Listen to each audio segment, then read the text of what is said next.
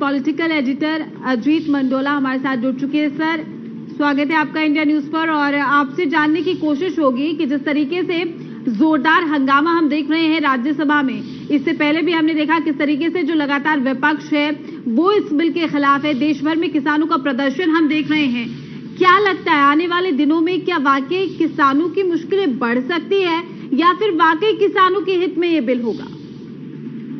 देखिए, आज जो ये बिल राज्यसभा में ध्वनि मत से पारित हो गया है, उसके पीछे सरकार ने पूरी तैयारी की हुई थी। सरकार जानती थी कि ये दिक्कत आएगी।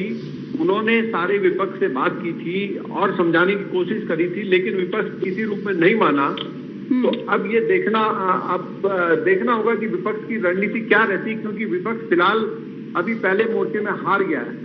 बिल पास हो गया है, ध्वनि मत से पास हो गया है और अब ये कानून बन जाएगा।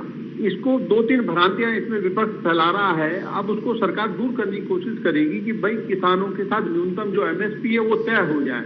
वो प्रधानमंत्री कह चुके हैं कि एमएसपी तय होगी। तो अब यही देखना होगा कि अब सरकार जब ये बिल कानून के रूप में सामने आता है तो किस तरीके से उसको पथाएगी, किस तरीके से एमएसपी के मामले को साफ करेगी। क्योंकि बीजेपी के जो सहयोगी संगठन है वो भी चाहते हैं कि एमएसपी का मामला कानून में हो, जिससे कि किसानों के साथ कोई धोखाधड़ी ना हो पाए।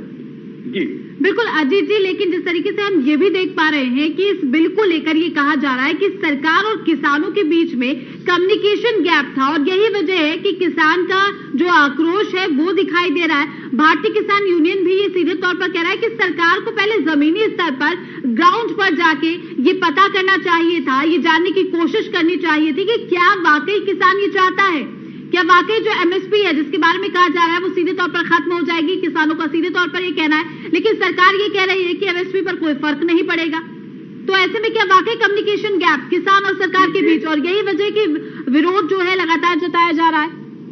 बीजेपी ने अपने घोषणा पत्र में साफ कहा था और ये प्रधानमंत्री नरेंद्र मोदी ने अपने भाषणों में और जब एक प्रेस कॉन्फ्रेंस हुई थी तब भी बीजेपी ने बात रखी थी कि हम चाहते हैं कि किसानों के बीच में कोई बिचौलिया ना रहे। किसानों का माल सीधे व्यापारी खेत में जाए और उसको उठाए और उसका उचित मूल्य दे।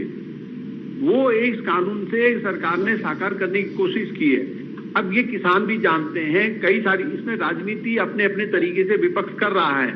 वो समझाने की कोशिश कर रहा है विपक्ष की किसानों के साथ अन्याय होगा, लेकिन अब यही देखना होगा कि इसमें सरकार के प्रतिनिधि और बीजेपी किस तरीके से किसानों को या दूसरों को समझाती है कि इससे कोई नुकसान किसानों का नहीं हो रहा है।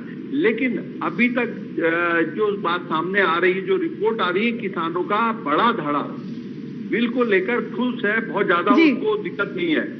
अब ये जो आंदोलन चल रहे हैं ये राजनीति से प्रेरित है मेरे विचार से, और इसको लेकर भी मुझे लगता है कि हफ्ते 10 दिन में सारी चीजें निकल। बिल्कुल बिल्कुल अजीत जी, आपका शुक्रिया, आप हमारे साथ जुड़े और तमाम जानकारी आपने साझा की।